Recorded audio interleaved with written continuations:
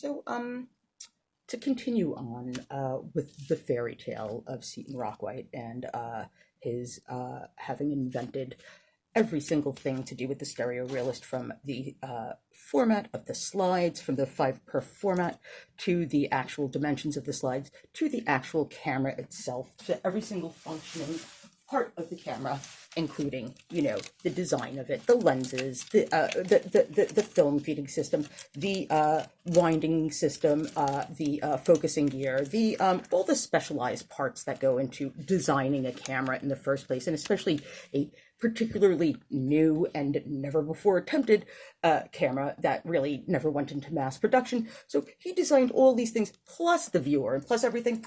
So that's what I'm going to call a fairy tale. If you believe that, you are going to also believe in Santa Claus, and you will be able to produce me references that will be like, here's published proof that Santa Claus exists. He's in a Coca-Cola commercial. He comes around every Christmas. Every single store advertises him. Santa Claus must be real. And I'm sure there's a whole bunch of children every year that go through the motions of discovering that Santa Claus isn't real, either by somebody telling them, or by them figuring it out themselves, or by them catching their parents, or whatever. But let me tell you something: Santa Claus isn't real, and neither is the fantasy that Seton Rochwite did all of this and had no help, and just like needed some like extra time to do something at a camera company, which wasn't even a camera company. Get the hell out of here. So let me just show you where the 5 perf format and the dimensions of the 5 perf stereo realist format. The stereo realist format, by the way, there has never been another format that has been named after a brand. Even Leica didn't name the full frame format, which is this, at 24 by 36 perf, 24 by 36 millimeter. My bad. I'm sorry. I'm saying perf so much that, like, you know, I'm a pervert. But, whoops, there goes my light. But anyway, so this is something that has a very similar aspect ratio to what a realist format would be. Now then, this is something like, I want to say 0.85 decimal inches, because I have only my decimal inch ruler with me. I'm sorry, I don't know where my other one is. And so I'm going to say that's 0.85, and that's 0.95. So that's a very similar, that's a very squarish aspect ratio. And this is, each image is going to be, it's going to be 3. I don't know if you can see that, but that's going to be 3. And this is a very nice shape. The rulers are the best. And that's 3.10, right? So that's essentially a very, this is a bit more longer in dimension than this is, but now, just because I don't feel like doing math right now, and it's like easier to do this, watch this, right? If I just kind of like line that up and get the image kind of like centered, oh, look at that. It's like essentially the same aspect ratio. So this aspect ratio already existed in the Victorian age, when they had Victorian stereo cards, and this was already a standardized format for many years, and millions were sold.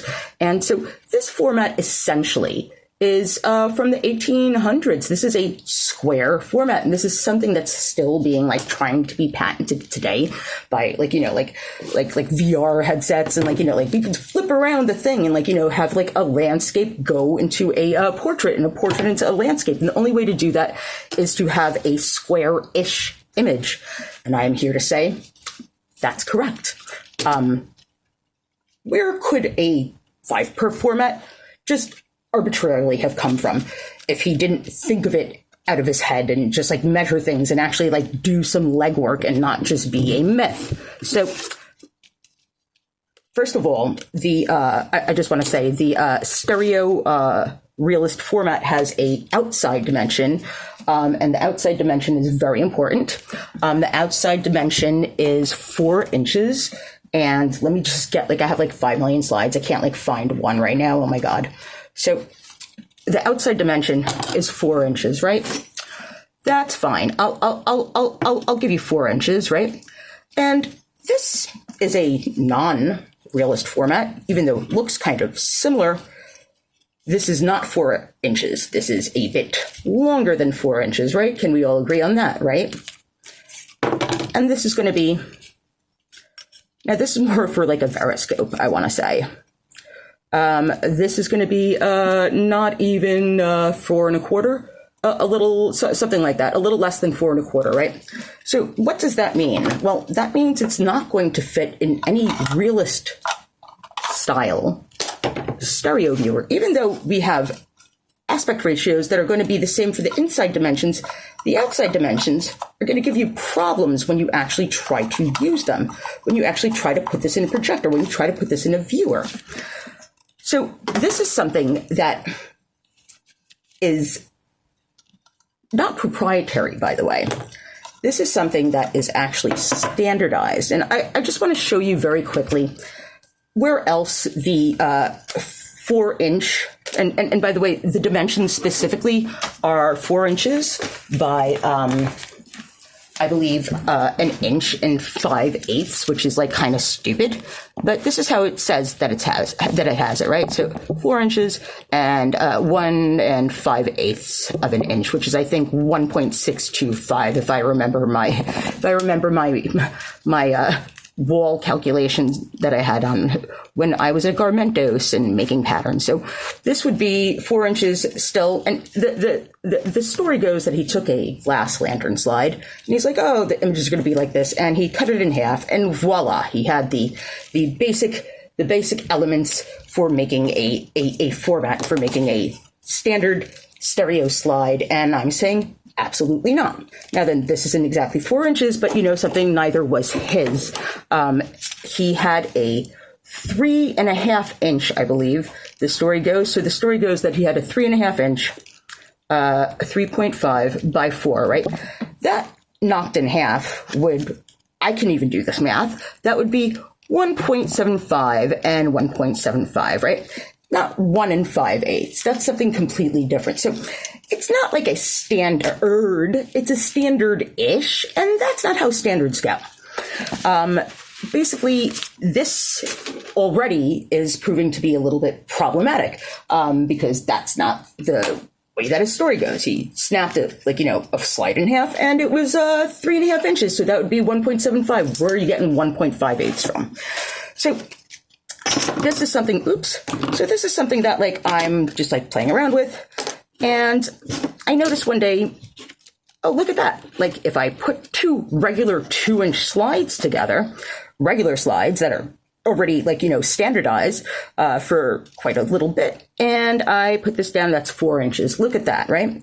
But that might be all well and good for something like a landscape slide.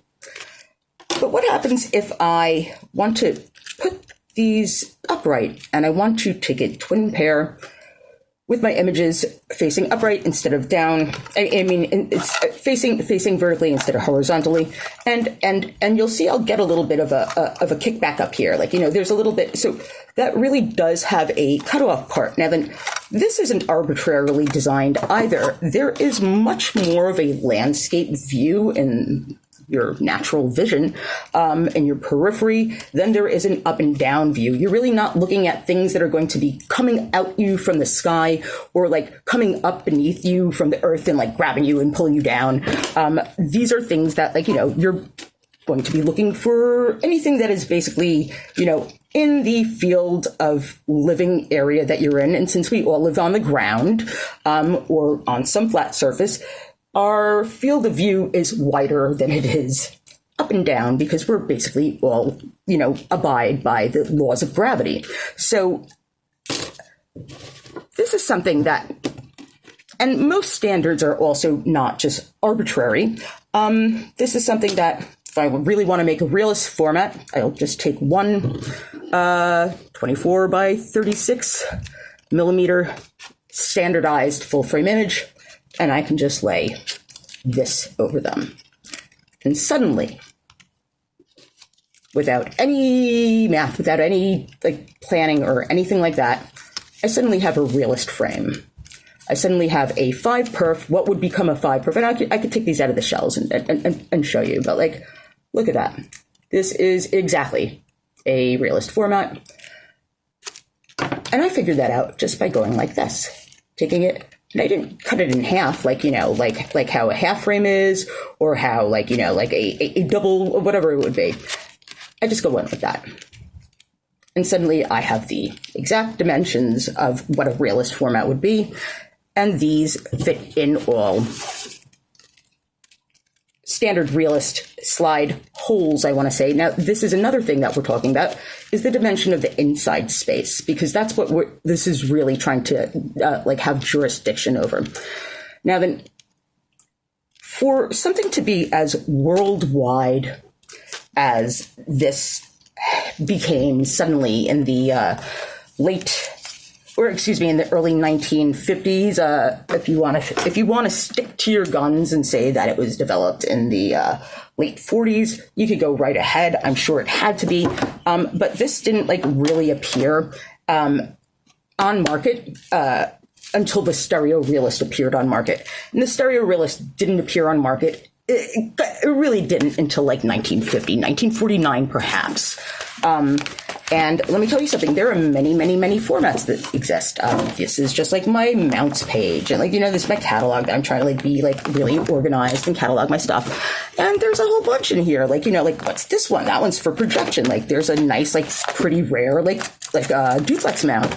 These are some like, you know, RBTs. Look at the RBTs. Like they're the same as realist mounts, and they're allowed to have their own brand name too. What happened here that this is allowed to be called RBT and this is allowed to be called like realist, and like nobody's getting in trouble and nobody's getting sued, right? So these are my mounts, and I like to catalog them because it gives you the different sizes. It gives you all this like different like aspect ratios that you could possibly have for frame size. And it kind of is a nice like historic record. And also like, you know, like for the time when we don't have these anymore, I'll have a variety of materials. I'll have a variety of sizes. I'll have a variety of everything that I can refer back to in a nice little neat catalog. So I highly recommend people doing that. So what's to say why this became popular and why this didn't? And by the way, I just want to also say, like, this is a stereo mount from the Mercury 2, because the Mercury 2 was a camera that also had mounting services, and we'll get into this in a second, but this had stick-on, like, you know, adhesive, you lick it and stick it, but we'll talk about that later. So there were already in existence formats that led to these, and that's really how formats and standards really are. Like if you see this right now, like this is the 35 millimeter film strip. This is 35 millimeters, like across from sprocket, like, you know, from edge to edge. And let's look at what would be a 120 roll of film, which is 60 millimeters. So you see the way that this is not exactly like, you know, half of that. That's because the 35 millimeter film stock is half of a 70 millimeter film stock, which also has sprocket holes, which is also a cinestock, which is for movies. That's why it has these perforations in it, because it needed to be driven around very fast on a, like, you know, and need to catch and needed to be able to spin around at certain speeds. And the way to do that was to guide it through toothed, like, you know, channels. And that's how we came up with the 35 millimeter format in the first place, is because it's a half of a 70 millimeter format. And these sprocket holes are here because this was a cinestock, whereas this is also used in regular still photography. This is exclusively used in regular still photography, because it does not have the sprocket holes. So this would not be able to be wound and recorded over fast and like just driven through belts and pulleys and all sorts of gears and mechanisms in order to like and stay straight, right? And not kink up and like not like, you know, and then we would have no movies. But here's a bigger issue. The bigger issue is that this format is actually an ISO dictated format. This is a very old ISO dictated format. It's one of the first ones that were passed, and we're going to talk about the other ones that were passed along with it as its like brothers or cousins or whatever. And this is ISO recommendation 515, and the recommendation. And they're very hard to find after they've been basically overwritten. And to find older ones, you really have to kind of like look around, for free ones at least. But let's just look for a second and like, oh my goodness, like look what's stipulated here. So we have the dimensions for basically all mounts, common for all mounts, right? So that meant until this standard was not standardized anymore, this had to be common for all mounts. So the stereo boom that people talk about is not necessarily because of, oh my God, this was such a great format and like, you know, everybody wants to use it. Everybody was forced to use it. If you were going to make any, and of course, there's a whole reason why so many manufacturers were basically manufacturing these cameras with these formats in mind. But basically, this stipulates, first of all the dimensions that I was just talking about, the frame size that I was just illustrating by going like this. So simply is, in fact, this frame size. And of course, this is a reduced print.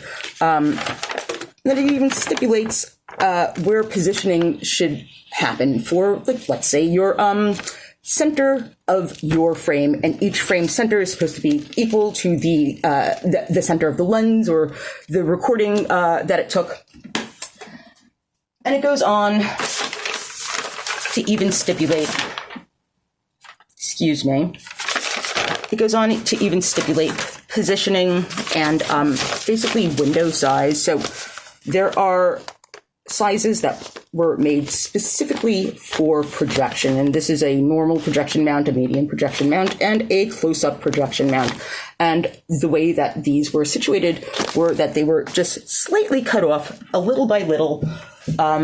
So this by the way is called a 23 by 24 format. Once it's cut in half, and like, you know, not cut in half as in the standard along the 24-inch length, it's cut in half along the other length. So it's 24 by 30. It's 24 by 23-ish is supposed to be the size. And so there's a very small difference sometimes, and you know, this one is actually, this, I'm going to say that's the realist one. This is a very large one. This is going to be like something more like a 6 perf. That's also going to be more like a 6 perf. These are going to be more like 7 perfs. This is going to be a half frame. This, I don't even know. Like, do you put 2 half frames in these? That's an RBT one. That one's like, I've actually never seen anybody use that one. I want to see somebody do it one day. This is like a landscape one. These are all different types of windows. And I say windows specifically because that's really what you're going to be mounting against when you're mounting stereo slides. You're going to be mounting for the window. And this is something that when you have it projected and not in handheld viewer, which is how most people see them today, in reality, there were a lot of people who saw them in projection back in the late 40s, the early 50s.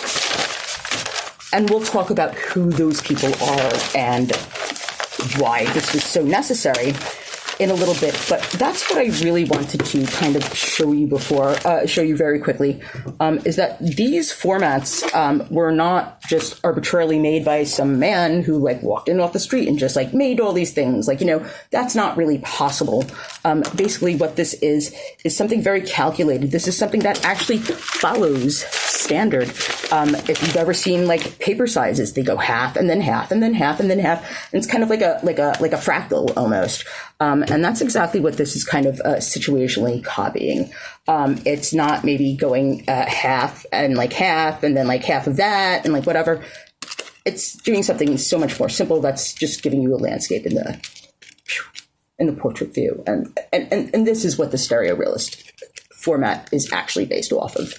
I'm going to take a break for a second, but I hope that will like kind of like, you know, elucidate some, and I'm going to talk about this a little bit more, but that's good enough time for a break, I think, right? Okay.